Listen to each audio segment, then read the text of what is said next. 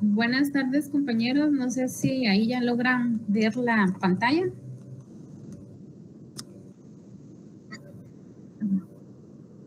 Muy bien. Entonces, vamos a iniciar con el laboratorio. Igual en cualquier momento ustedes pueden hacer sus aportaciones o argumentar en contra o a favor o con diferentes artículos porque hay artículos que sí son cajoneros y hay otros que pueden utilizarse para la resolución de laboratorio. Entonces acá en el primer ejercicio plantean lo siguiente, el conflicto de las escuelas. Dice, una corriente sostiene que si se pierde el documento físico donde consta una deuda, el derecho a cobrar sigue existiendo porque el documento es solo una prueba. Entonces aquí la pregunta es, ¿qué escuela es la, ya sea la alemana o la italiana, la que contradice al comerciante y por qué? Entonces, si miramos en el documento que está ahí compartido, en la escuela alemana dice que piensan que los títulos de crédito, como los boletos, como boletos de entrada a un concierto, si no tienes el boleto físico en la mano, no puedes ingresar, sin importar si alguien te prometió que podrías entrar. Aquí está el derecho, acá el derecho está incorporado al documento, lo que significa que sin el título no puede ejercerlo. Entonces, esa es la postura de la escuela alemana, ¿verdad? Que si alguien tiene un documento, el portador del documento, ese es el comprobante con que la persona puede reclamar, ¿verdad? O solicitar algún beneficio por la aportación de ese documento. Mientras que en la escuela italiana dice, ahora imagina que compras un vale de regalo en una tienda, no solo es una prueba de que tienes derecho a comprarlo, sino que el vale mismo crea la obligación de la tienda de darte el producto. En este caso, el título de crédito crea el derecho y la obligación de pago sin depender de un contrato previo. O sea, dice que el título mismo genera el derecho y dice que el derecho en la escuela italiana y en la escuela alemana dice que el derecho ya existía antes y el título solo lo representa. Entonces, acá también hay un poquito, anteriormente hay un poquito de teoría en donde dice escuela alemana. La escuela alemana los llama títulos valor, liderada por juristas como Bernhard Wisches y Friedrich Karl von Sabin o Savigny, sostiene que los títulos de crédito contienen un derecho incorporado inseparable del documento. Quiere decir que si alguien quiere reclamar algo, sí o sí, tiene que tener el documento. Nadie puede decir, este boleto de lotería es mío si no tiene el documento en la mano. Entonces, es decir, el derecho no puede ejercerse sin la tenencia física del título, ¿verdad? Eso es lo que plantea la escuela alemana. Entonces, en la resolución del primer planteamiento, en donde dice que un comerciante sostiene que si pierde el documento físico donde consta de una deuda, el derecho a cobrar sigue existiendo porque el documento es solo una prueba. Entonces, en este caso, el comerciante extravió su documento, no lo tiene. Pero entonces él dice, pero pues sí, el boleto de lotería es mío y pues vengo a reclamarlo. Pero si no tiene el documento físico, según la escuela alemana, entonces él no puede ejercer ese derecho de solicitar el cambio de ese boleto. En este caso de un boleto, pero pues pudiera ser un cheque, un pagaré, lo que sea. Pero la escuela alemana sostiene que sí o sí la persona tiene que tener el documento para poder exigir, eh, eh, para poder exigir el derecho. Entonces acá, y pues yo la verdad solo me limité a colocar la respuesta y el artículo donde dice la respuesta, porque en la licenciada fue muy clara en decir que no había necesidad de transcribir todo el artículo como tal. Entonces acá dice, la escuela alemana contradice al comerciante, porque el título de crédito incorpora un derecho de manera inseparable del documento. Y eso lo podemos observar en el artículo 385 del Código de Comercio. Y si nos vamos al artículo 385 del Código de Comercio, dice lo que les estoy aseverando. Artículo 385. Títulos de crédito. Son títulos de crédito los documentos que incorporan un derecho literal y autónomo, cuyo ejercicio o transferencia es imposible independientemente del título. Los títulos de crédito tienen la calidad de bienes muebles, ¿verdad? Entonces, según la escuela alemana, sí o sí hay que tener el documento, independientemente de qué tipo de documento sea, la persona para poder reclamar ese derecho, sí o sí tiene que tener ese documento. Entonces, en la primera pregunta o el primer planteamiento, la respuesta la sustentamos con el artículo 385 del Código de Comercio. En el segundo planteamiento dice naturaleza de bienes. Un deudor pretende evitar el embargo de sus títulos de crédito, alegando que son documentos personales y no objetos con valor comercial. ¿Cómo clasifica la ley a los títulos de crédito en cuanto a su naturaleza? ¿Verdad? Entonces, siempre en el artículo 385 del Código de Comercio, en la parte final, dice que los títulos de crédito los clasifican como bienes inmuebles. Entonces, vamos a regresar al artículo 385 y leyendo ya en su parte final, como bienes muebles, yo puse bienes inmuebles, pero es bienes muebles, entonces como bienes muebles. Entonces aquí voy a corregir. Dice naturaleza de bienes. Un deudor pretende evitar el embargo de sus títulos de crédito, alegando que son documentos personales y no objetos con valor comercial. ¿Cómo clasifica la ley a los títulos de crédito en cuanto a su naturaleza? Los clasifica como bienes muebles. En la parte final dice los títulos de crédito tienen la calidad de bienes muebles, según el artículo 385 del Código de Comercio. Entonces, ¿qué quiere decir esto? Que aunque la persona, por ejemplo, un deudor evita el embargo de sus títulos de crédito, por ejemplo, el de un cheque, que podría ser un título de crédito, alegando que son documentos personales, decir, no, es que es mi chequera y está mi nombre y pues no puedo hacer nada, pero si la persona ya giró un documento, un cheque, en favor de otra persona y tiene, entonces ya al girarlo a otra persona, ya la persona ya no se vuelve 100% merecedora de ese servicio, sino que lo está otorgando a otro. Entonces, la ley clasifica a todos los títulos de crédito como bienes muebles. Entonces, esos son objeto de transacciones y generan una obligación a la persona a quien se le está concediendo eso, según el artículo 385 del Código de Comercio.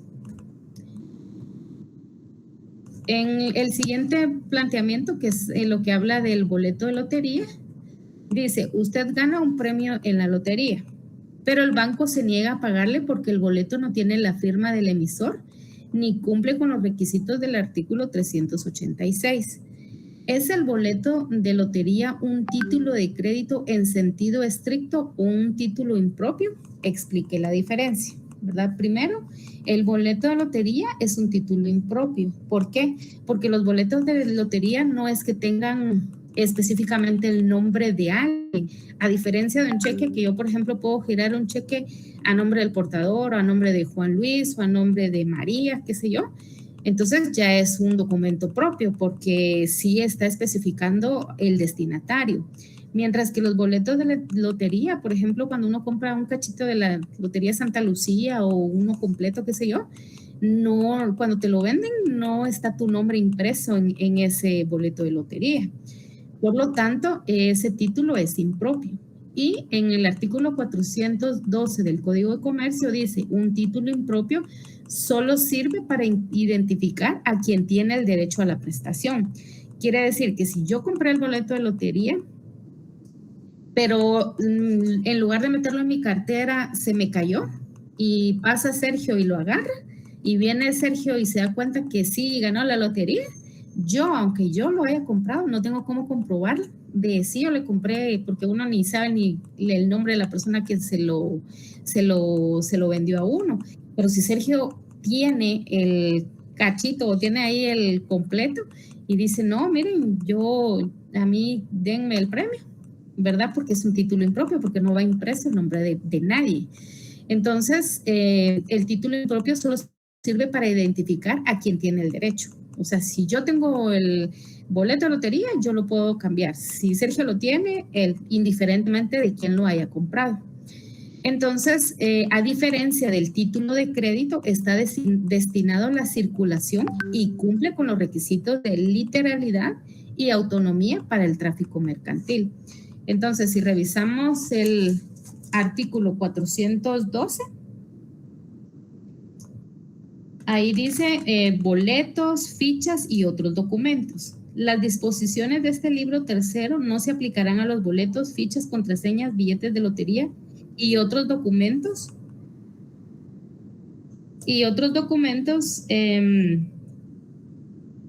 Permíteme que me perdí. Y otros documentos que no estén destinados a circular y que sirvan exclusivamente para identificar a quien tiene derecho para exigir la prestación correspondiente. Entonces, si vemos en el artículo 412, dice que el derecho de exigir la prestación va a corresponder a la persona que tenga el documento, ¿verdad? En el caso de los boletos de lotería, ¿verdad? Quien tiene el documento es el que puede hacer o exigir que se le cumpla la prestación. De ahí en el cuarto caso dice la omisión de datos. La omisión de datos, pues, bueno, vamos a ver acá, dice, se emite título de crédito donde se olvidó anotar el lugar de cumplimiento y el nombre del título. ¿Qué sucede con el documento? ¿Puede la ley suplir ambas omisiones o el título es nulo? Y pues hay que fundamentarlo, ¿verdad? Primero, la ley, aquí dice qué sucede con el documento, ¿verdad? Lo que sucede con el documento es que se anula. ¿Por qué?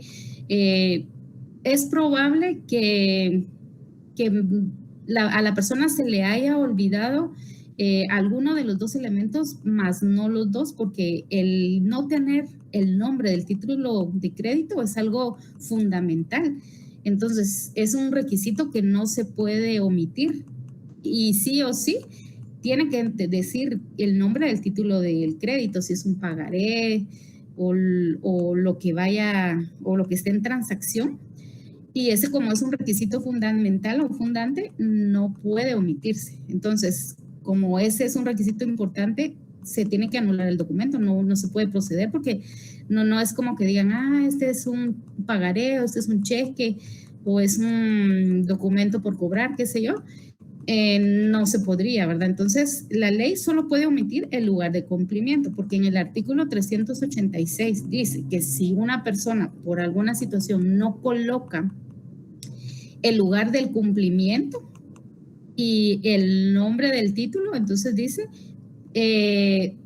puede colocar el domicilio del creador, ¿verdad? Si a alguien se le pasa poner el lugar del cumplimiento donde va a ser el cumplimiento de la obligación del documento emitido, entonces por default se coloca el domicilio del creador.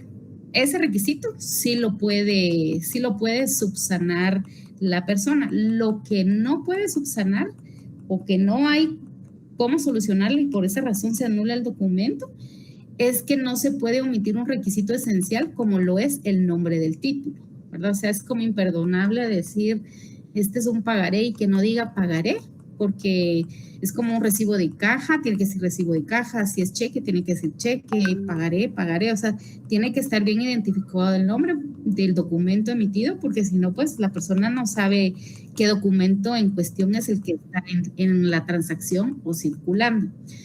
Entonces, si leemos en el artículo 386 del Código de Comercio, si alguien en algún momento quiere opinar, está en su libre derecho.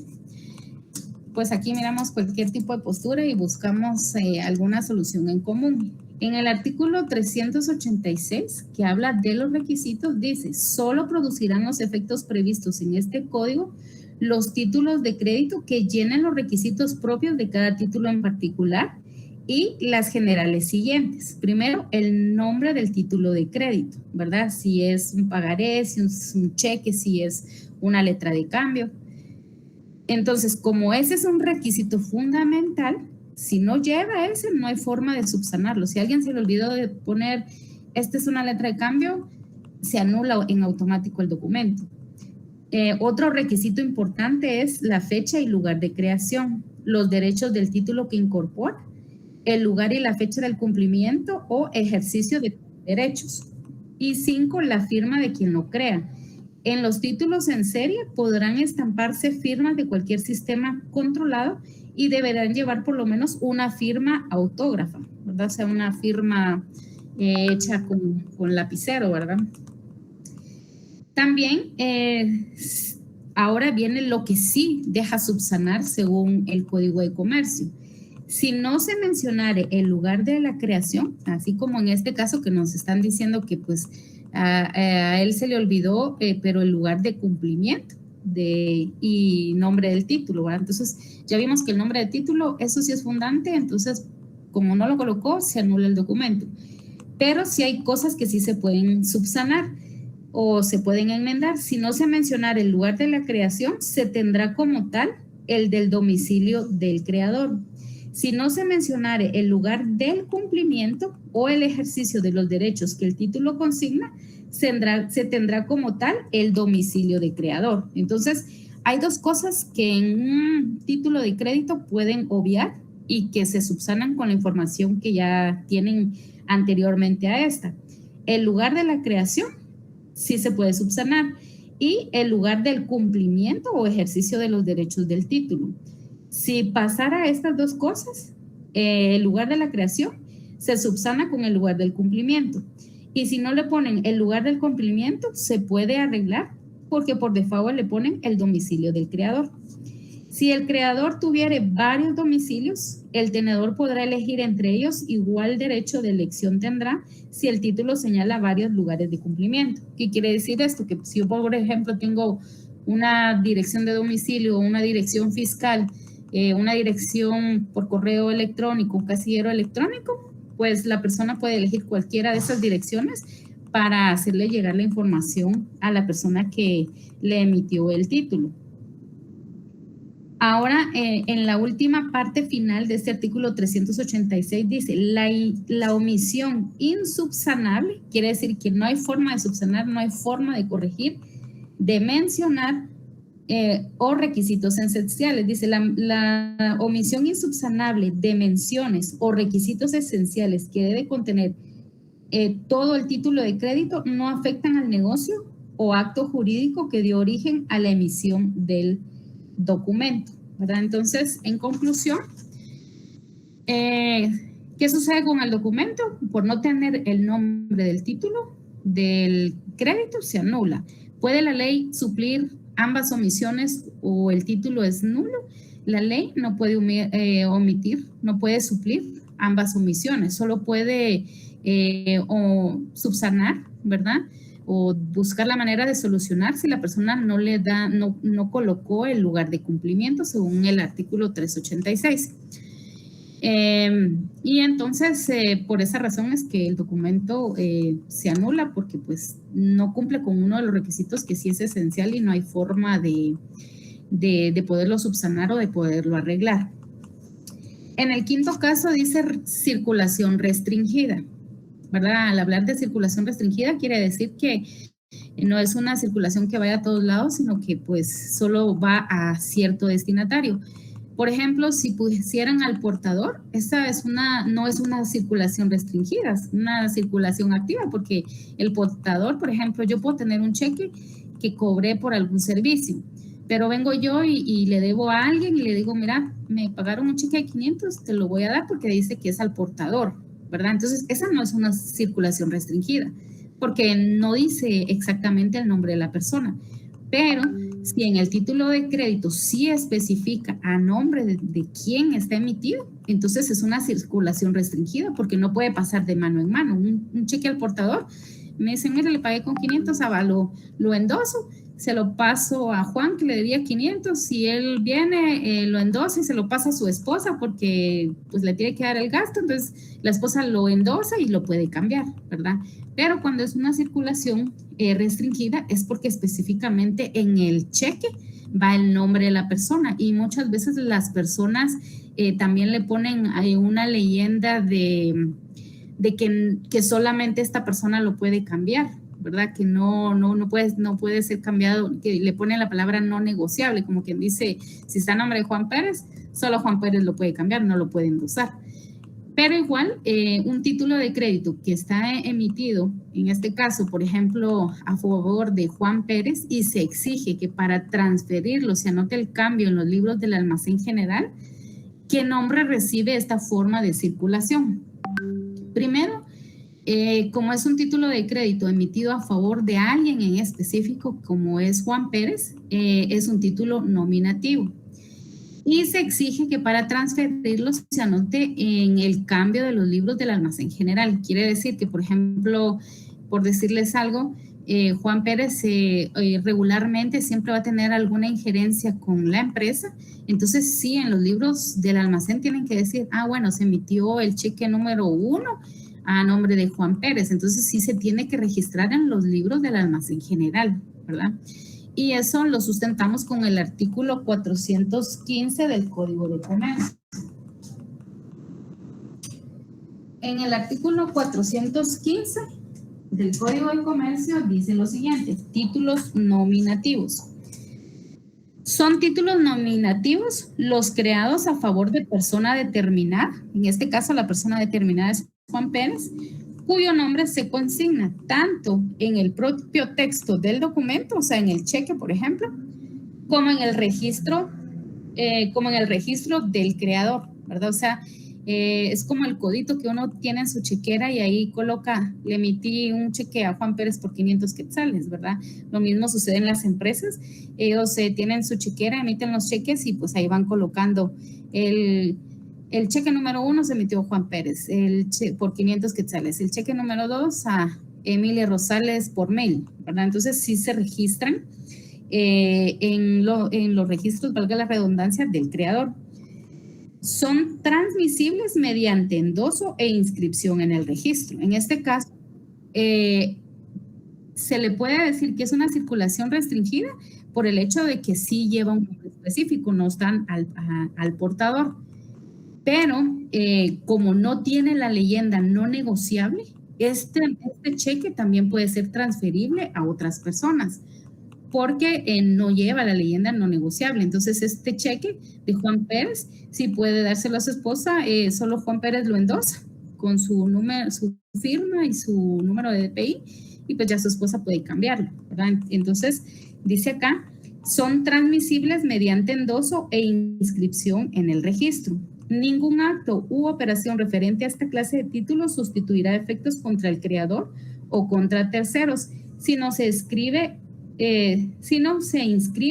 en el título y en el registro, ¿verdad? Entonces, todos estos documentos se escribe el nombre de a quién se emitió y dentro de los registros de la empresa o el almacén, ¿verdad? O el lugar donde se emitió según el artículo 415 del Código de Comercio. En el planteamiento 6 dice autonomía en cadena. Autonomía en cadena quiere decir que hay más de 2 personas que están involucradas en una transacción legal. En este caso, pues en lugar de poner nombres, le colocaron letras, ¿verdad? Entonces dice autonomía en cadena. A le entrega un cheque a B. Por ejemplo, Juan le entrega un cheque a su amigo Pedro por un negocio ilegal, ¿verdad? O sea, Pedro le dice, mira, vamos a hacerme la campaña, fíjate que me gané 100,000 quetzales y pues te voy a emitir un cheque, pues ahí de venta de drogas. Así va, eso es un tráfico ilícito, ¿verdad? Entonces no es legal. Entonces es un negocio ilegal. Entonces se lo endosa, pero bueno, entonces viene Juan y Pedro, saben ahí pues la mala transacción que están haciendo, pero sin embargo el otro lo recibe porque bueno, 100,000 quetzales, ¿a quién no le van a caer mal? Entonces viene B, o sea, digamos, Juan se lo entrega a Pedro, Juan endosa y se lo entrega a Pedro, Pedro viene, lo endosa y se lo entrega a C, por ejemplo, se lo entrega a su exmujer y le dice, mira, ahí para que dejes de estar pidiendo la pensión alimenticia y todos los gastos, ahí 100,000 quetzales. pero B se lo endosa a C, quien actúa de buena fe. Entonces, como la ex esposa no sabe la transacción entre Juan y Pedro, simplemente, puchis, buenísimo, va, me dio 100,000 quetzales, de una lo voy a cambiar, pero ella no sabe lo que Juan y Pedro, de dónde se obtuvo ese dinero. Ella simplemente le dice, aquí está 100,000, lo endosa y lo cambia y, o sea, lo hace de buena fe en el sentido de ella desconoce de la situación que está sucediendo en ese momento. Pero viene A y maliciosamente intenta cancelar el cheque para que se no lo cobre, para que la exmujer no lo cobre, alegando que el negocio original fue ilícito. Entonces la pregunta es acá, o sea, el cheque pasó a 3 manos. Primero A lo tenía y se lo pagó, se lo dio a B, digamos Juan a Pedro, Pedro vino y se lo dio a su ex esposa. Ella vino y lo fue a cambiar, pero viene A, antes de que la esposa vaya al banco a cambiarlo, uno puede decir el cheque 01 lo quiero anular, o sea, que no lo cambien. Sí, se puede, si la persona lo emitió, si es cheque a cuenta propia de uno, ¿va? Pero pues él ya lo hace por pura mala fe, aduciendo alegando que el negocio original fue ilícito. Entonces le preguntan aquí, ¿puede cobrar el título y qué principio lo protege? En primer lugar, C sí puede cobrar el título porque ella desconoce que es un dinero que viene de algún asunto ilegal. ¿Y qué principio lo protege? El artículo 394 del Código de Comercio. En el artículo 394 del Código de Comercio dice lo siguiente: anomalías que no invalidan la incapacidad de alguno de los signatarios de un título de crédito, el hecho de que en esta aparezcan firmas falsas o de personas imaginarias, o las circunstancias de que por cualquier motivo el título no obligue a alguno de los signatarios o a las personas que aparezcan como tales, no invalidan las obligaciones de las demás personas que lo suscriban.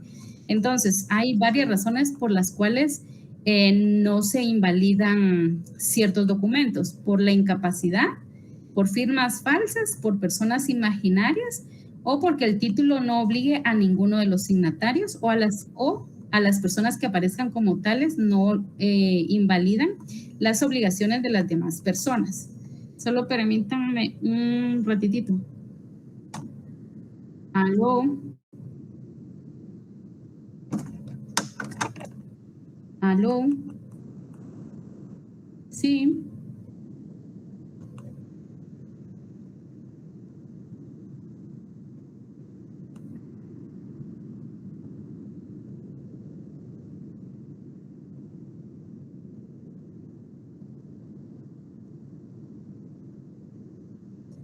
Bueno, en el artículo 394 pues nos especifica que primero el principio de autonomía protege a la persona, porque ella no sabía, desconocía que el dinero venía de una procedencia ilícita, uno, y en segundo lugar, según el artículo 394 dice que pues la persona sí lo puede cobrar. Yo creo que alguien está intentando ingresar a la reunión. Voy a ver. Ahí está.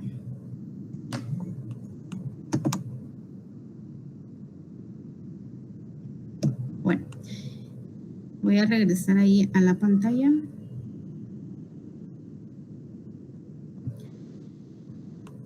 Ahora en el artículo 300, en el planteamiento número 7 dice endoso de abogado. El señor López firma un título de crédito y en el reverso, ¿verdad? El señor López firma un título de crédito en el reverso, o sea, en la parte de atrás, y coloca la frase para cobro en juicio. El hecho de que él coloque para cobro en juicio, esto quiere decir que solo se puede utilizar para el juicio, no se puede utilizar para alguna otra cosa. Entonces, bajo ese entendido, entonces se procede a leer el artículo 300, 94 el artículo, perdón, 427 del Código de Comercio. Es que están intentando ingresar algunas compañeras, pero regularmente me conecto a dos celulares para dar ingreso con el otro. Bueno, entonces dice, ¿qué clase de endoso es este? Como es un abogado el que está procurando la diligencia de este título de crédito, entonces es un endoso en procuración. Permítanme que me están llamando. Aló. Es que ahorita estoy en el repaso, pero sí aquí dejaste tu chequera. Aló. Fíjate que no te oigo.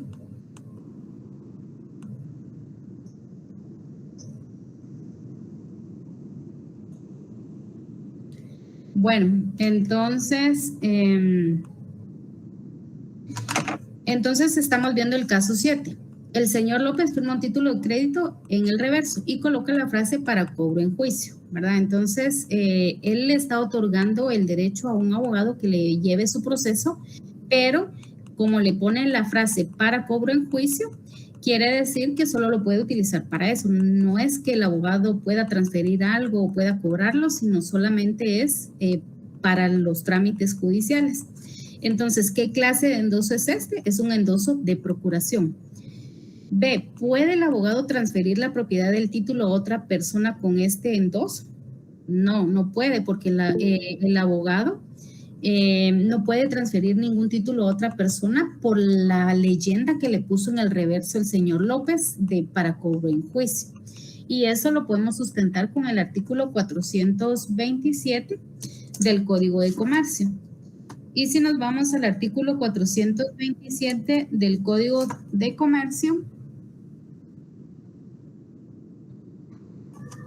dice endoso en procuración. El endoso en procuración se otorgará con las cláusulas en procuración por poder al cobro u otro equivalente. Este endoso conferirá al endosatario las facultades de un mandatario con representación para cobrar el título judicial o extrajudicialmente y para endosarlo en procuración.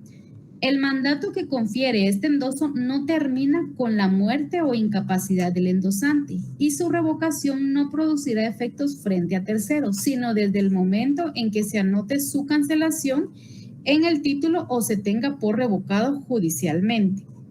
Entonces, si se dan cuenta acá, este es un endoso en procuración y esto no le otorga el derecho al abogado de poder transferir el título o endosarlo a nombre de otra persona, según el artículo 427 del Código de Comercio.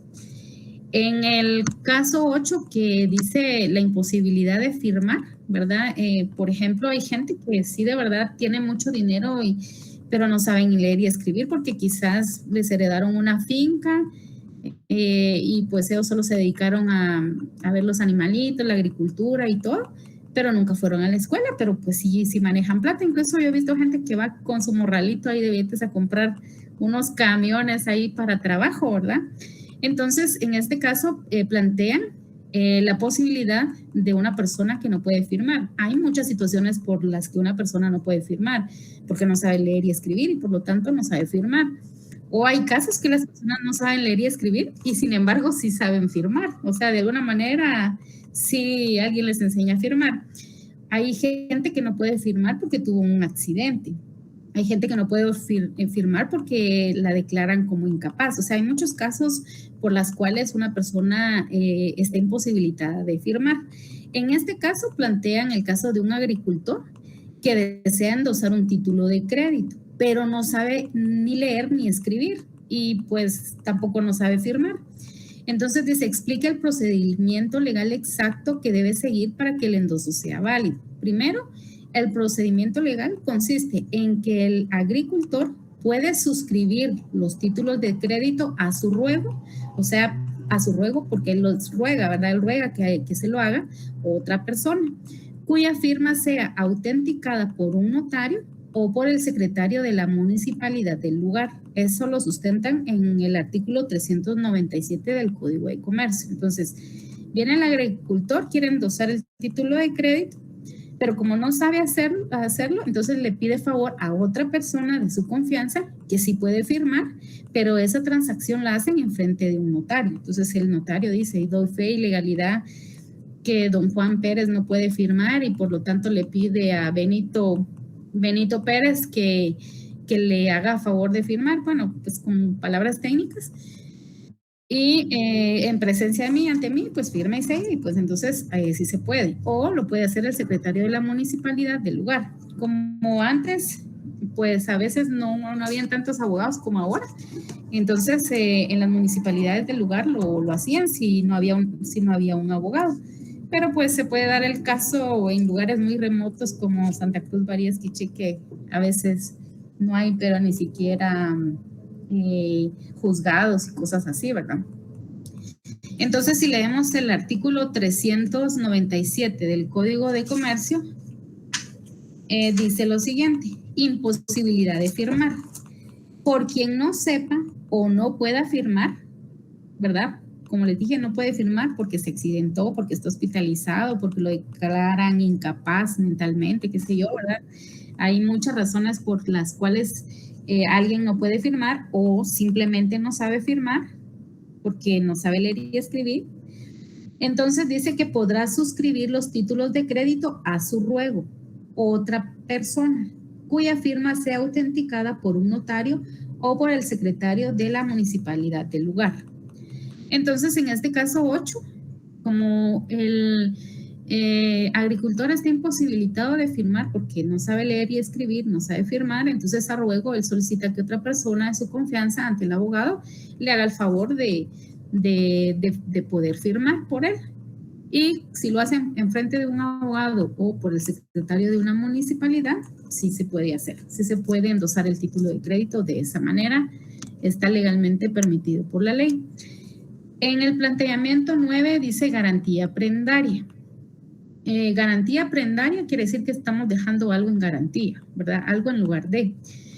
Un empresario entrega un cheque como garantía de un préstamo de mercadería. Por ejemplo, vengo yo y le digo a una persona que tiene un almacén, mira, voy a vender tu mercadería, dame 10 sudaderos, 10 pantalones, 10 camisas, 10 blusas. Y entonces ella me dice, bueno, pero pues sí, ¿qué garantía me vas a dar? Porque ni modo que te voy a dar toda la mercadería solo así, no me vas a dejar nada.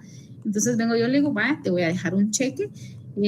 Digamos que el total de la mercadería es de 1,000 quetzales, entonces yo le digo, te voy a dejar un cheque por 1,000 quetzales, pero si yo en 2 meses vendo la mercadería, entonces me devuelves el cheque, ¿verdad? Y si no, pues tú cambias el cheque y indiferentemente si yo vendí o no la mercadería, ¿verdad? Esa es la garantía prendaria.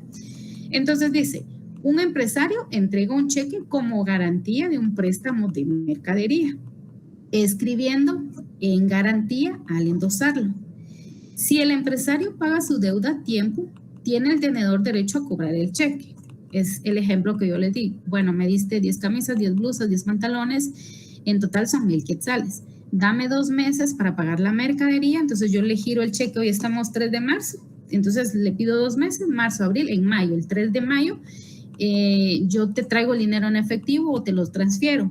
Pero si no es así, como garantía de que no me estoy robando la mercadería, que pues la quiero para negociar y pues recibir alguna ganancia, entonces si yo logro venderla antes, ya no cobras el cheque. Pero si no logras yo vender esa mercadería en 2 meses, yo me comprometo a pagarte los 1,000 quetzales. Es una situación similar a la que sucede en este caso. Entonces, si yo antes de los 2 meses que le giré el cheque logro vender la mercadería, pues le doy su dinero a la persona en efectivo, se lo transfiero y pues ya no tendría razón de ser de que la otra persona vaya al banco y cobre el cheque, porque yo solo se lo estoy dando como una garantía de que no me estoy robando la mercadería, simplemente para que él tenga algo, pues un respaldo, si en algún momento yo no cumpliese mi palabra. Entonces dice, primero, no tiene derecho el tenedor, o sea, la persona quien recibió el cheque, ¿verdad?, a cobrar el cheque. Si el empresario paga a tiempo su deuda, ¿verdad? Conviene en cierta fecha, en cierto día, cierta hora, qué sé yo, y si la persona recibe su dinero en el tiempo pactado, Entonces ya él, el tenedor, ¿verdad? Esa persona que recibe el cheque, él ya no tendría razón de ir a cobrar ese dinero al banco porque ya lo recibió, ¿verdad? Y eso lo fundamentamos en el artículo 428 del Código de Comercio. En el artículo 428 dice lo siguiente: endoso en garantía. El endoso en garantía se otorga con las cláusulas en garantía, y si se dan cuenta, la persona ahí le puso en garantía. Dice, un empresario entrega un cheque como garantía de un préstamo de mercadería, escribiendo en garantía al endosarlo. Entonces dice, endoso en garantía se otorga con las cláusulas en garantía, o se le puede colocar en prenda u otra frase equivalente. Constituirá un derecho prendario sobre el título y conferirá al endosarlo, además de sus derechos de acreedor prendario, las facultades que le confiere el endoso en procuración. El gravamen prendario de títulos no requiere inscripción en el registro de la propiedad.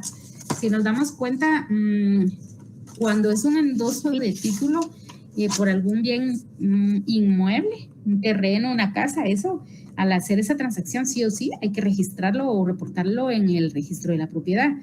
Pero cuando es una factura cambiaria, una letra de cambio, un cheque, esas son transacciones que según el artículo 428 no proceden a registrarlos en el registro de la propiedad porque no son ninguna propiedad como tal, solo son títulos de crédito. Entonces acá, en este caso de la garantía prendaria, el tenedor no tiene derecho a cobrar el cheque si el empresario paga su deuda a tiempo. Y lo avalamos con el artículo 428 que acabo de leer, que es endoso en garantía. Ahora, imaginemos que fuera lo contrario. Si, por ejemplo, yo emito un cheque en el mismo caso, ¿verdad? Que doy un cheque en garantía por alguna mercadería y yo le digo dentro de 2 meses te lo voy a cancelar. Entonces hoy estamos 3 de marzo, abril, mayo. El 3 de mayo yo te lo voy a cancelar, pero si llega el 6 de mayo y la persona no ha recuperado su dinero por efectivo, transferencia, la persona no se lo ha ido a dejar, entonces la persona, el tenedor, en ese caso, si pudiera ir a cobrar el cheque. ¿Por qué? Porque se venció el plazo de la emisión del cheque, ¿verdad? Y es su respaldo, su garantía para abrir un proceso legal contra la persona, de decir, mire, yo le di 10 pantalones, 10 camisas, 10 blusas, por un total de 1,000 quetzales, él me dio un cheque a cambiar el 5 de mayo y hoy ya estamos a 6 de mayo, llama a la persona y no me contesta, le escribo, no me contesta, entonces voy a proceder judicialmente a cobrar el cheque. Viene la persona, primero va al banco y pues si hay fondos, de una vez se lo cambian. Si no hay fondos, entonces la persona sí tendría que abrir un proceso, un protesto, ¿verdad? Por la simple razón de que el cheque no tiene fondos, ¿verdad? Entonces podría la licenciada también plantear el caso de diferente manera. Entonces hay que leer bien cómo plantean el caso para tener cierta lógica y de alguna manera solucionarlo de la mejor manera en favor de quien tiene el título de crédito. 10. En este caso dice la firma en blanco. Dice el título de crédito. En el título de crédito aparece la firma de una persona ajena al negocio en el anverso del documento, o sea, en la parte de adelante del documento, sin ninguna explicación. Entonces, ¿qué figura jurídica presume que es? Es la figura jurídica de un aval.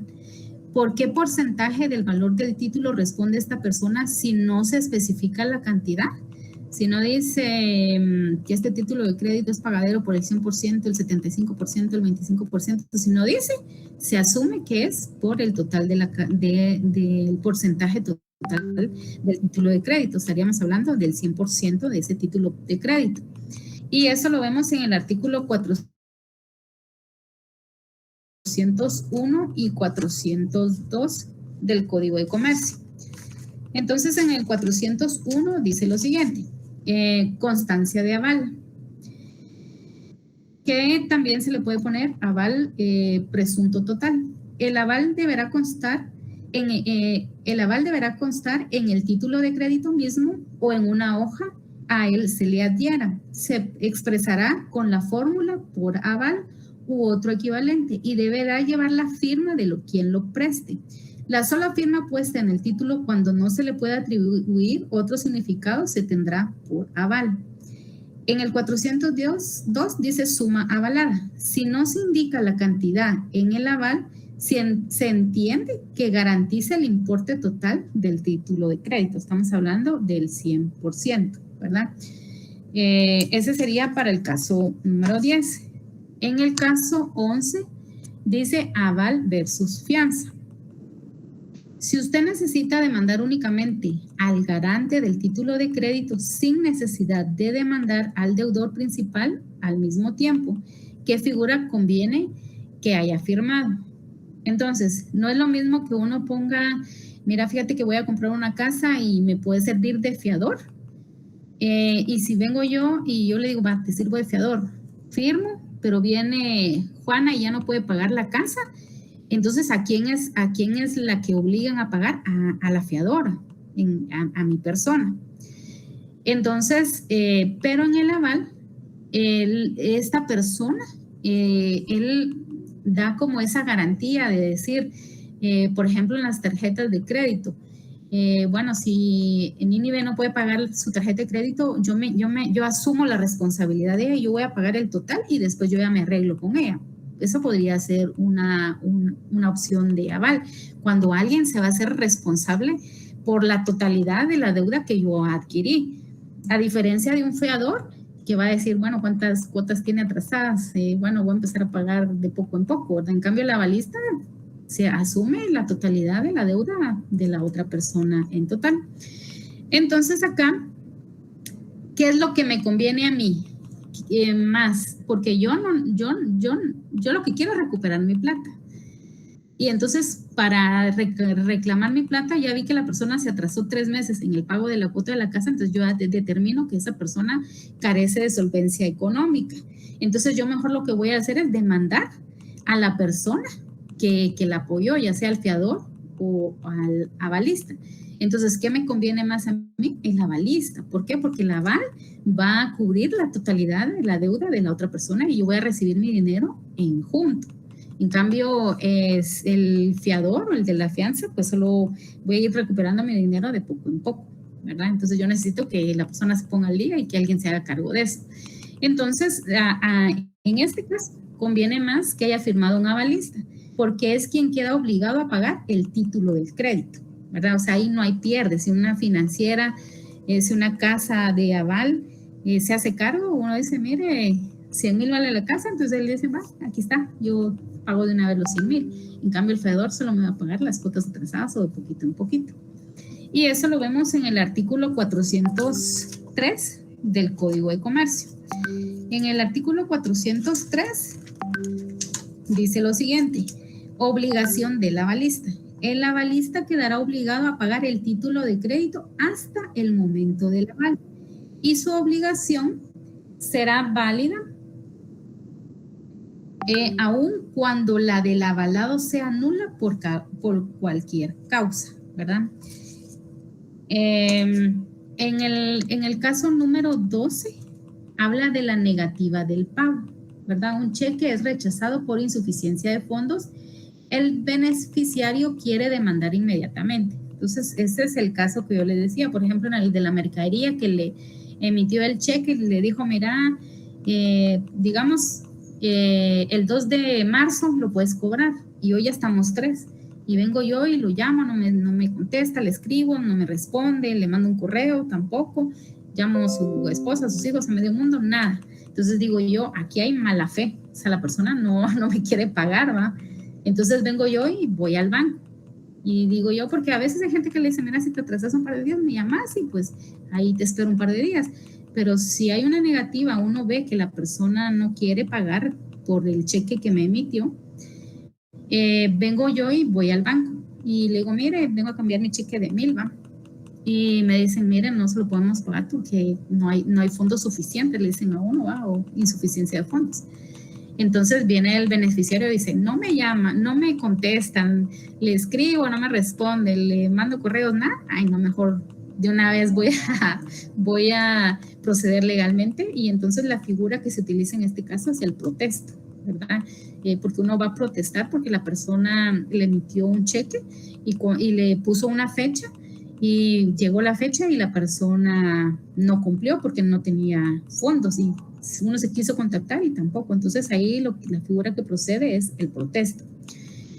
En el inciso B dice, ¿en qué caso se puede omitir este paso según lo que el creador haya escrito en el título?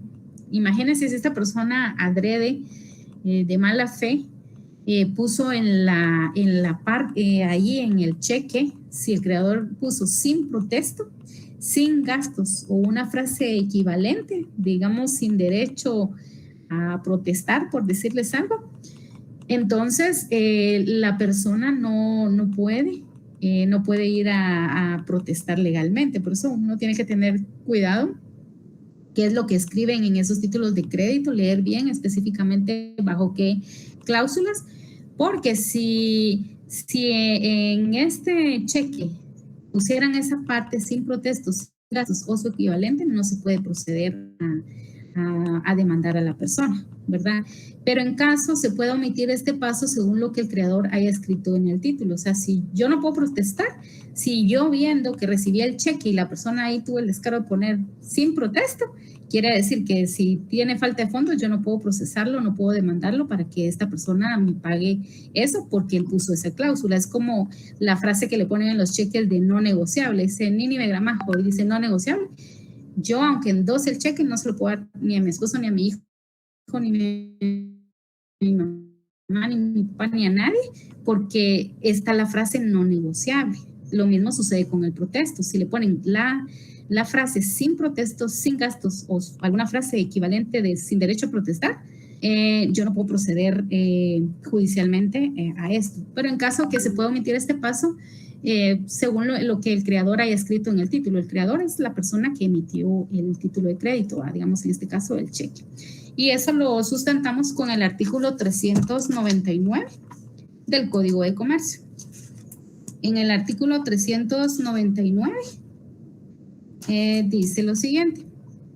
Protesto. La presentación en tiempo de un título de crédito y la negativa de su aceptación o de su pago se harán constar por medio del protesto, salvo disposición legal expresa, y ningún otro acto podrá suplir al protesto.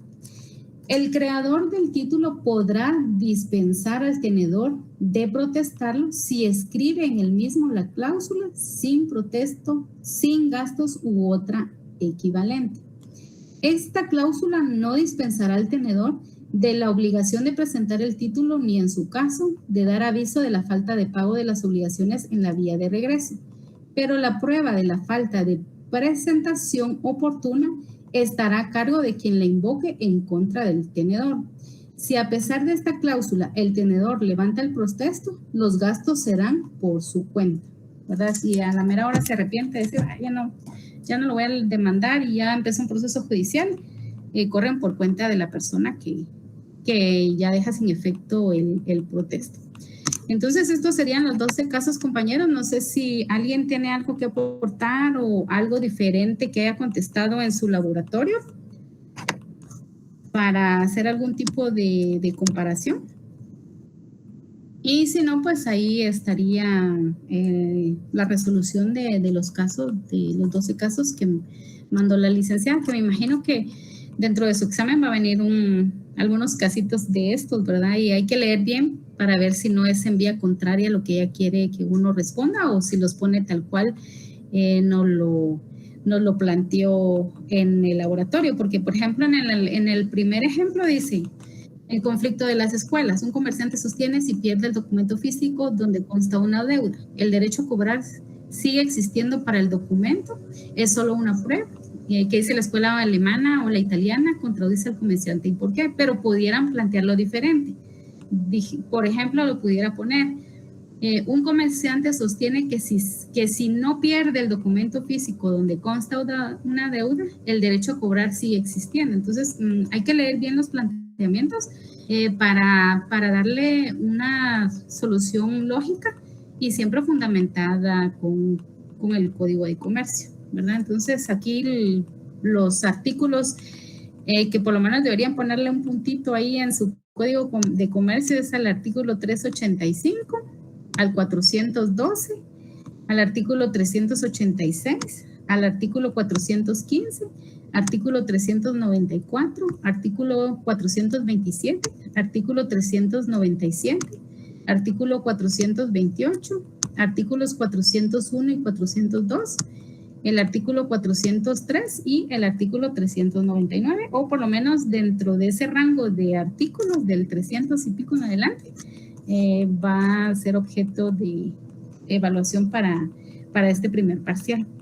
Entonces, si nadie tiene nada que opinar o algo que argumentar, entonces damos por finalizado el repaso del laboratorio y a las 7:30 una licenciada va a estar apoyando con los temas que hemos visto en clase y pues ahí también ustedes pueden preguntar si así lo quisieran. Que tengan feliz noche, compañeros, y me imagino que Sergio estás grabando para compartir a los compañeros despuesito por si no se pudieron unir a la resolución del laboratorio número 1. Que tengan feliz noche, compañeros. Gracias, niño. Bueno, feliz noche. Gracias, feliz noche. Gracias, Nínive. Feliz noche. Bueno, igualmente, que descansen. Gracias. Bueno. Gracias, Nínive. Muy amable. Gracias. Bueno, Mardoqueo.